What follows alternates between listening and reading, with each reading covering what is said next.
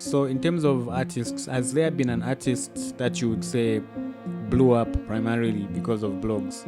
Yomaps is one of the artists that I would say blew up because of blogs. Okay, his music is good, but then the controversy surrounding him made blogs consistently talk about him.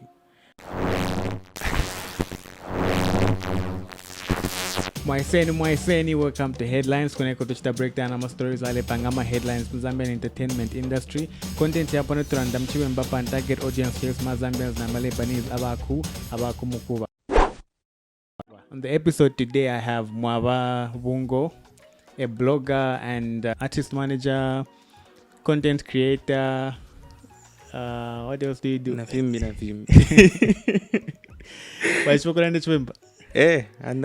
Okay. One aspect I would want you to cover is blogging, especially. Okay. Blogging, because there's a lot of unknown aspects of blogging. Because behind the scenes. So I wanted you to kind of elaborate. How did you get into blogging, first of all? Honestly, for me, it was more of a passion that I developed because I was generally a lover of music. Mm-hmm. So on my own pages, I would just naturally talk about music because at the time, I kind of had free time. So it's like I just used to use social media like that. But then when I realized with just my own page, there was some sort of influence that I was commanding. People were taking what I say seriously. I realized it's something that I can use to deliver a message and contribute in one or another to the industry. Since Quimbatesa. What are the common misconceptions that you think people, especially artists have by the blogging?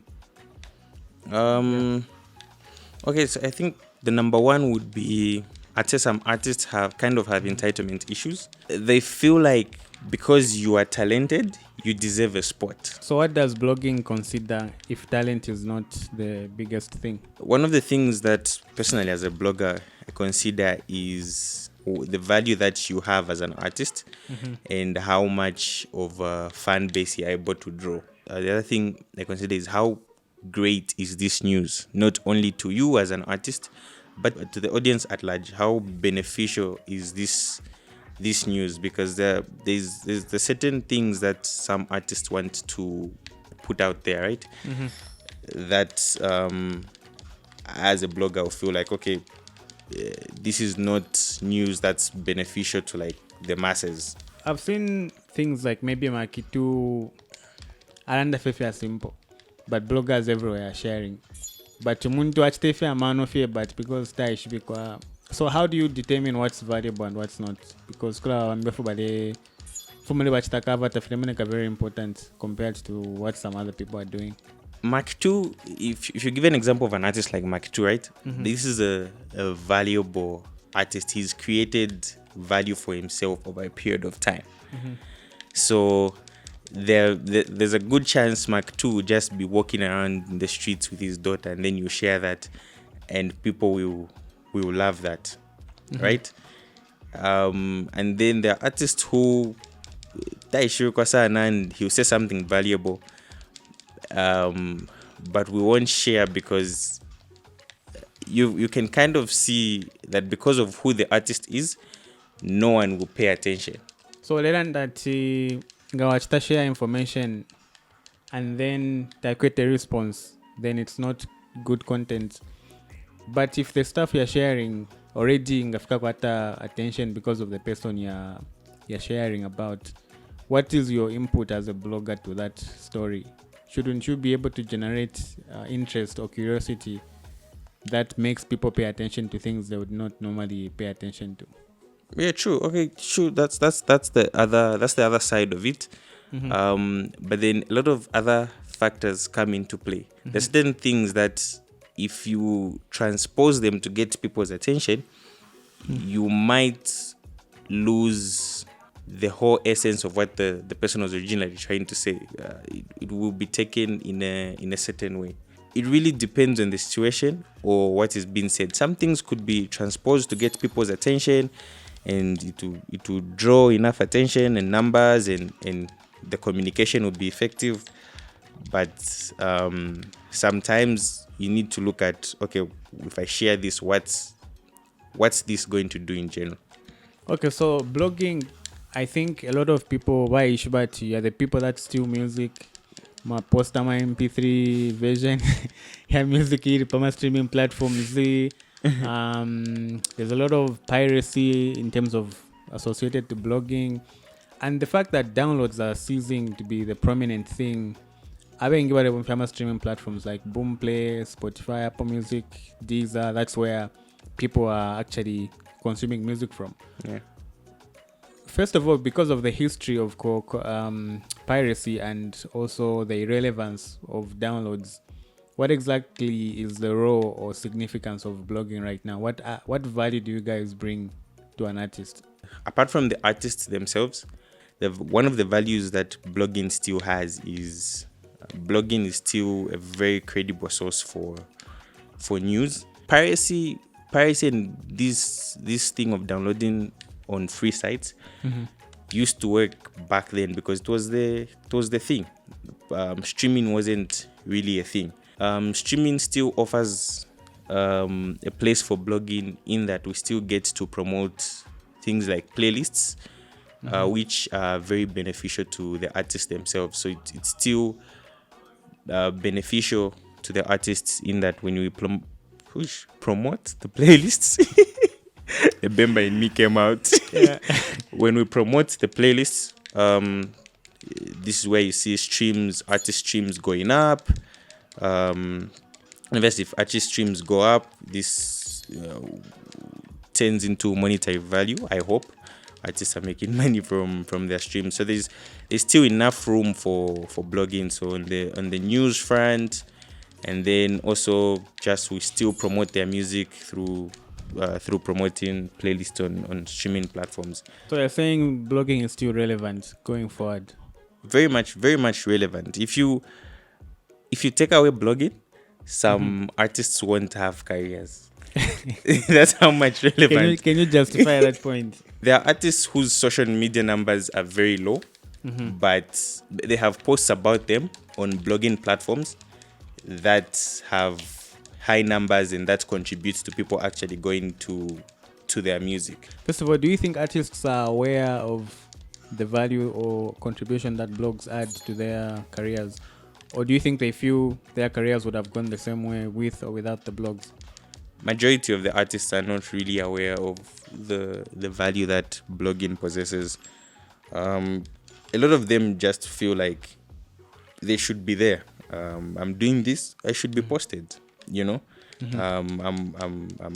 I'm artist A, I'm artist B, I should be on the blog. So that's why some of them even don't really feel the need to compensate a blog or to pay a blogger for their service. And how do you feel about a scenario where maybe you were the only blog that was sharing a certain artist, no one else was, till this artist eventually blows up, and then they actually don't give you any recognition, credit, acknowledgement, or even payment, assuming you had been sharing this for free? Is that something that affects you, or it's not even a matter of concern?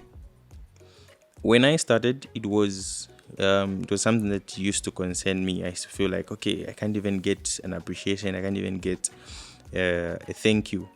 But then when you start to think like that, you also start to have entitlement issues. I don't do things to get validation. So these days when it happens and then I don't get a thank you, it's something that I'm okay with now. So I remind myself that I was sharing this particular person because they're doing great things. So that's what's going to give me fulfillment, whether I get appreciated or I don't get appreciated. I saw Tio and some blogger having a back and forth. I think Tio was saying bloggers need to sort of work with artists as opposed to work against them by sharing things illegally, because sometimes they get revenue from AdSense, which is where ads are on the website and stuff like that. And then bloggers were saying this is also how we make money, because kind of like alluding to the same point where they feel you forget about them once you blow up. This is kind of their way to make money from what they do. What is the ideal situation in terms of how bloggers and artists or content creators or brands can work together to both mutually benefit from the relationship? Us working together on a level that we're both eating or we're both benefiting. So where this starts from is I share an artist, they get shows or they earn revenue in one or another, then they are supposed to, for the next post or for whatever they want me as a blogger to do, they are supposed to recognize that I contributed to their success one or the other. I need to get paid for the next posts that they want me to do. If you feel like you need to share something illegally for you to eat, just don't share it. Okay, if you feel like you have to share, but then at the same time you have to benefit illegally, just don't share it. And then also for the artists, they need to understand that blogging is a whole thing that contributes to the entertainment industry. They need to pay for this service. If an artist isn't willing to pay for a service, the blogger themselves should decide to say, oh, this person isn't willing to pay for this service. And then the blogger should decide if they want to share them for free or to not share them completely. Because at the same time, it's a blogger's platform. He has the right to do what he wants. Then artists also need to understand that it's either I ask for a free service, which could be a yes or no, or I could pay for this service. Have you ever experienced an artist come back to appreciate what you did for them or recognize you for your efforts in pushing their career? Yes, I've had a few artists reach out to me and just appreciate just generally what I do. What are the 5 biggest misconceptions that you think people have about blogging? 5 biggest misconceptions. One, that it's easy. People think it's just posting. Yeah, I can tell you that it's not just posting. The fact that people think we have favorites. No, we don't have favorites. Our favorites are our followers. So what our followers like, that's what you're going to see. That bloggers are piraters. No, that's not the core essence of blogging. It's not to pirate. I've seen a lot of people say that we're trying to more or less attack artists or put artists down. That's not really the case. I think most times when artists or artist managers say that, it's because there's news in the media that it's the truth, but then the artists or their managers feel like this shouldn't be in the media. But one way or the other, this news was in the media. So one of our roles as bloggers is to share news the way it is. We can't sugarcoat anything. Can I end at 4? What are some of the ways in which artists or brands can make your work easier for you as a blogger? So, for example, big files might not necessarily work. If you want me to post a short video, you are better off reducing it to a size that will be easier for me to post on all platforms, and then have good pictures in different types of angles that I can use. So if it's a fun type of posts, have such kind of pictures. Just have like different variety of pictures that I can work with, HD pictures. Have the right information on your social media platforms so that it's easy to generate a post about, even if you don't reach out to us. Also, reaching out to us is also another way that you can make our work easier, because we also might miss certain things. So you reach out, say, oh, look, I'm doing this and this and this. How can we work together? What are the 5 blogs that you'd say are pushing the industry forward? Okay. Top 5. Top 5. Zambezi Juice, ZMB, that's the Zambian music blog, CVTR, Zambian Music Industry. Yes, and there's one I'm missing. So in terms of artists, has there been an artist that you would say blew up primarily because of blogs? Yeah. Can you give some examples of how that happened?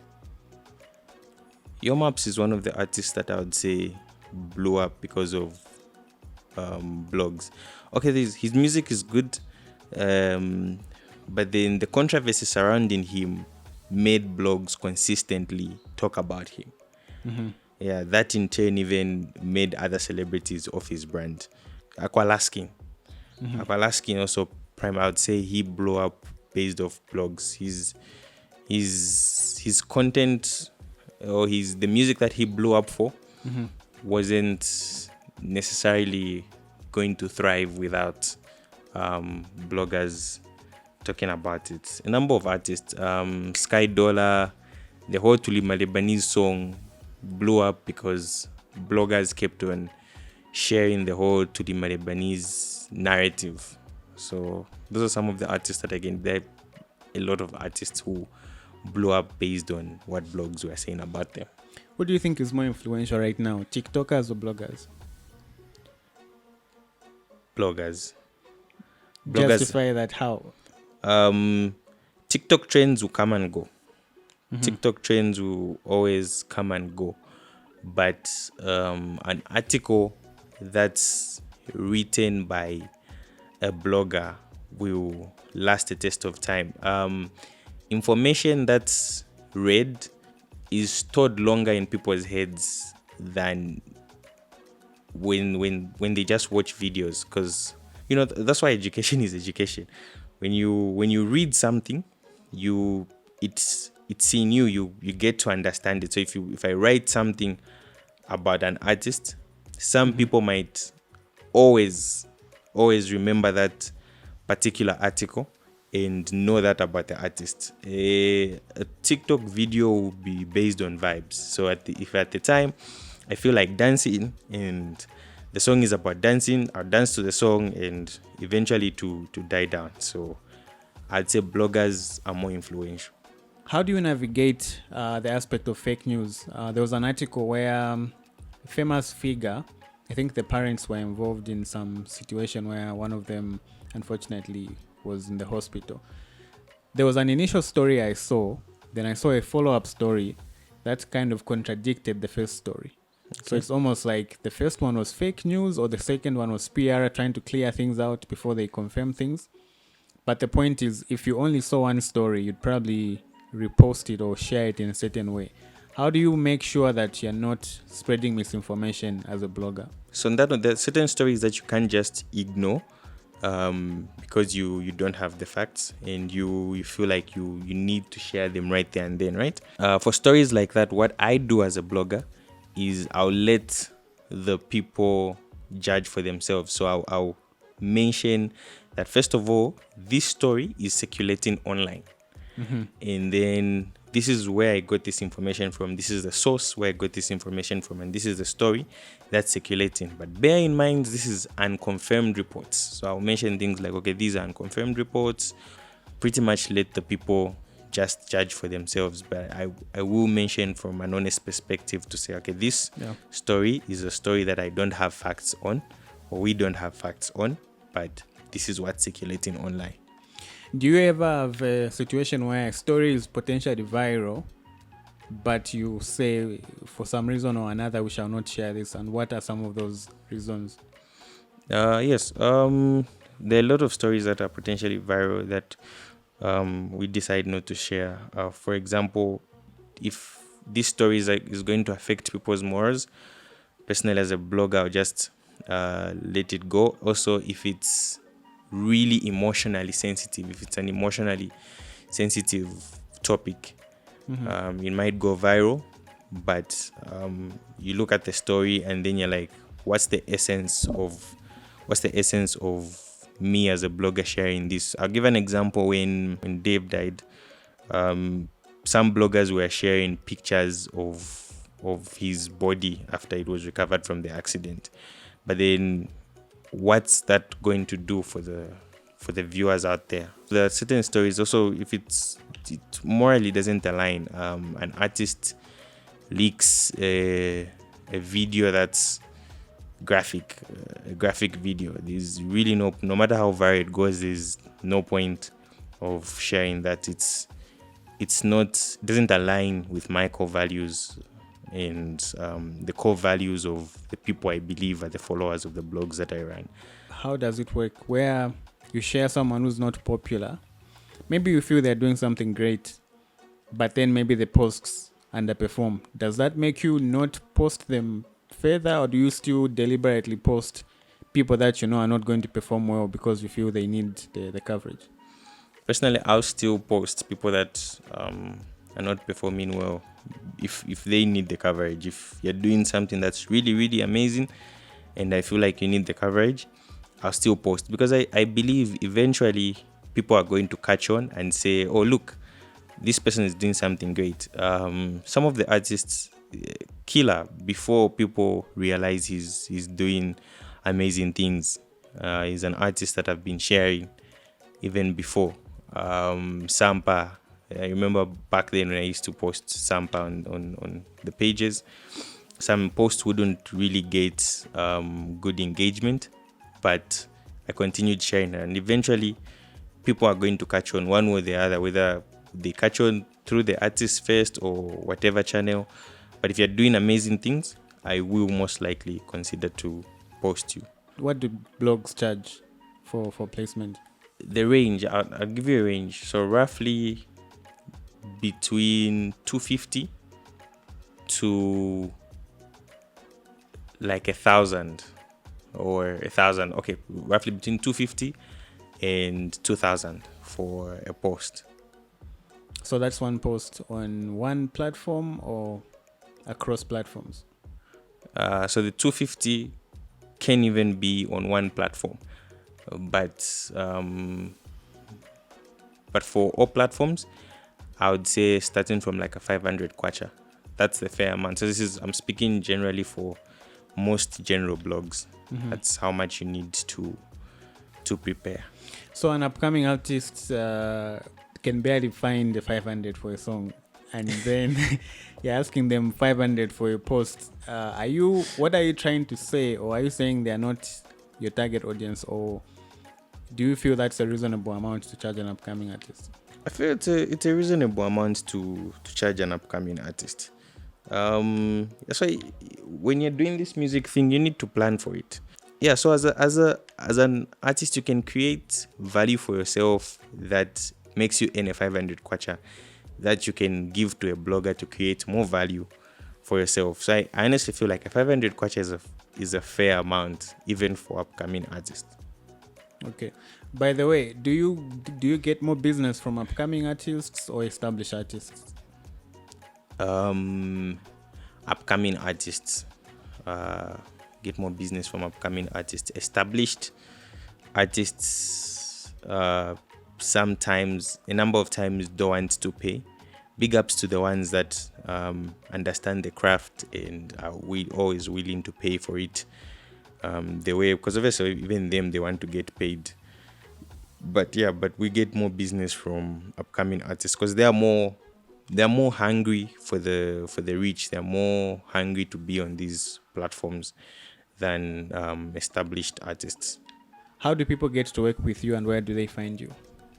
How do people get to work with me in terms of me? You as a blogger. Me as a blogger. Yeah. So on my page, there's my phone number.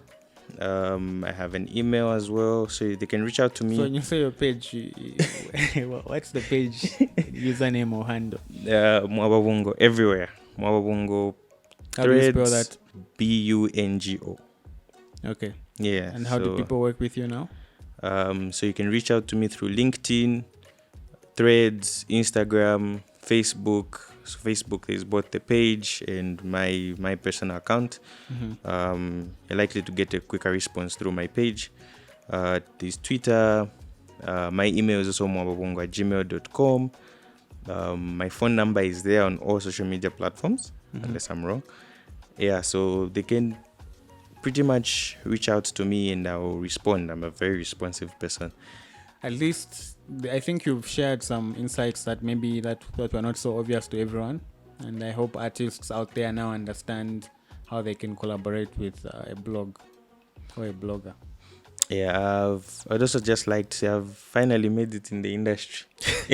I'm on headlines.